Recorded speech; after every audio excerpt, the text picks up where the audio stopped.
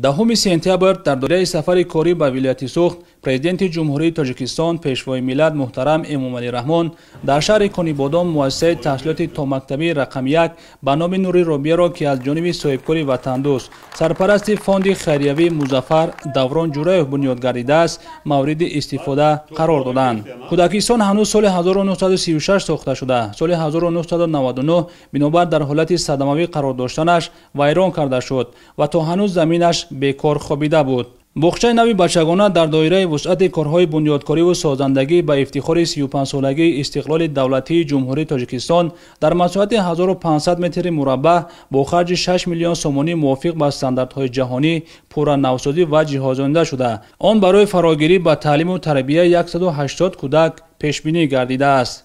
ما امروز خوشبختانه در افتتاح کودکستان رقم 1 نوری روبیه شهر کنیبادام قرار داریم. البته با شرافت اساسگزار صلح و وحدت ملی پرزیدنت جمهوری تاجیکستان محترم امامعلی رحمان ما امروز در وطن آباد و آرام زندگانی و فعالیت کرده ایستادیم. ما تصمیم گرفتیم که باغچه مذکور را پورا از نو ساخته به شهر کنیبادام تحفه نماییم. کودکستان به نام مادر کلانم احمدова روبیه نامگذاری شده است و او давоми 10 солаҳо дар вилоят яке аз занҳои фаъолони омӯзгорони давраи шӯравӣ ба ҳисоб меравад ва имрӯз ман фахр мекунам ки ман набераи чунин омӯзгор мебошам. саҳм гузоштам барои рушди ҷомеа дар баробари ҳукумати ҷумҳурии тоҷикистон ин функсияи соҳибкорони муваффақ низ ба ҳисоб меравад و ما تصمیم گرفتیم در آینده نیز تحصیلات‌های تا مکتبی، مکتب‌ها و ورزشگاه‌های نوی معاصر را ساخته به استفاده سپاریم. بینای کودکستان از 2 آشیانه و تخانه عبارت بوده. در آن کارهای ساختمانی هنوز از سال 2023 آغاز گردید و امروز با سطح و صفت بلند به انجام رسانیده شد. در رفت ساختمان بیش از 27 نفر ساکن محلی با کار و معاش خوب تامین گردیدند. در صحن کودکستان نوری روبیه 2 ایوانچه رنگین و 1 صحنه کلان موجود است که برای سالمی کودکان و گذراندن مشغولیت‌ها مساعدت می‌کند. اینچنین برای بازی و دلخوشی دوستریکان تجهیزات نو و زمانوی نصب گردیده است.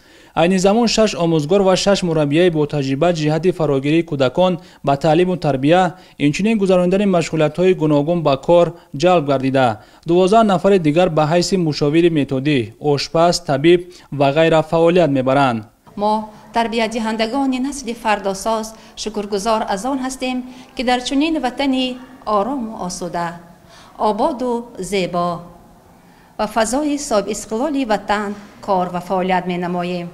اساسگزار صلح و وحدت ملی، پیشوای ملت، پرزیدنت جمهوری تاجیکستان محترم امامعلی رحمان ساحه معارف را یک از ساحه‌های افضلیتناک و کلیدی حسابیده جهت توجه و زینه تحصیلات تا مکتبی برای تشکل قابلیت ذهنی کودکان مرحله خیلی مهم به حساب می رود.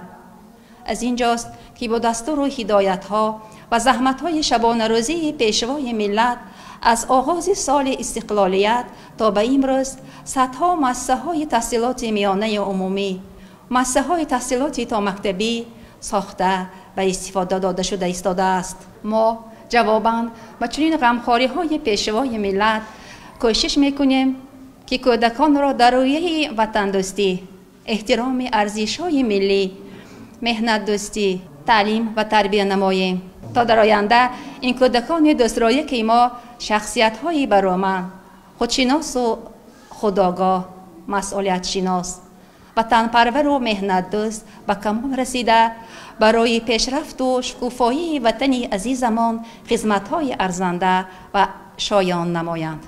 موجودیت تالار علاهیده برای گذراندن چاره‌بینی‌های فرهنگی، تالار ورزشی، حجره‌های کاری، آشخانه زمانوی، انبار برای نگهداری محصولات و حجره طبی از شرایط دیگر کودکستان محسوب می شود. اینچنین سیستم علاهیده گرمیدهی با مقصد فعالیت با صفت باغچه در همه فصل‌های سال آماده شده است. حجره‌های مشغولیت و راهروها با شعار و آویزه‌های افاده‌گر محبت و صمیمیت نسبت به وطن، قهرمان‌های افسانه‌ای آرا داده شده است که خاص دنیای کودکان میباشد.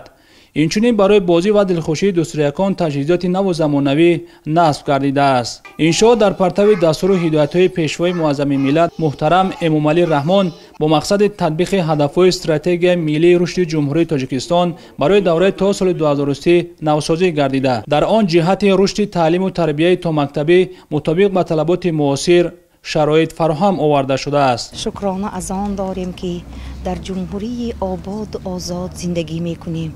شکرانه اساسگزار صلح و وحدت ملی پیشوای معظم ملت امامعلی رحمان داریم. شکرانه از آن داریم که در تاجیکستان آباد و آسوده زندگی میکنیم. 33 سال استقلال، 33 سال آبادی، 33 سال حیاتی پر از فکر و نشاطهای زیبا. ما معارفچیان عرض سپاس خود را به جناب عالی محترم امامعلی رحمان میرسانیم که چنین کودکستانی زیبای و پرمنظره را به ما تحفه نمودند. تاکید کردن به مورد است که امروز در شهر کانیبادام 20 مؤسسه تا مکتبی فعالیت داشته. در آنها بیش از 1020 نفر کودک در اساس برنامه‌های دولتی تعلیمی به تربیت فرا گرفته شدند. سرور دولت محترم امامعلی رحمان ضمن شناسایی به شرایط فراهم گردیده در بینای کودکستان با صاحبکار وطنی برای جانبداری و دستگیری‌های همه‌جانبه سیاست سازنده حکومت جمهوری تاجیکستان در ساحه معارف اظهار سپاس نموده با مسئولان جهت استفاده باثمر از امکانات فراهم گردیده بهره تعلیم و تربیت کودکان در روحیه وطن دوستی و افتخار ملی دستور و مصلحت‌های سودمند دادند.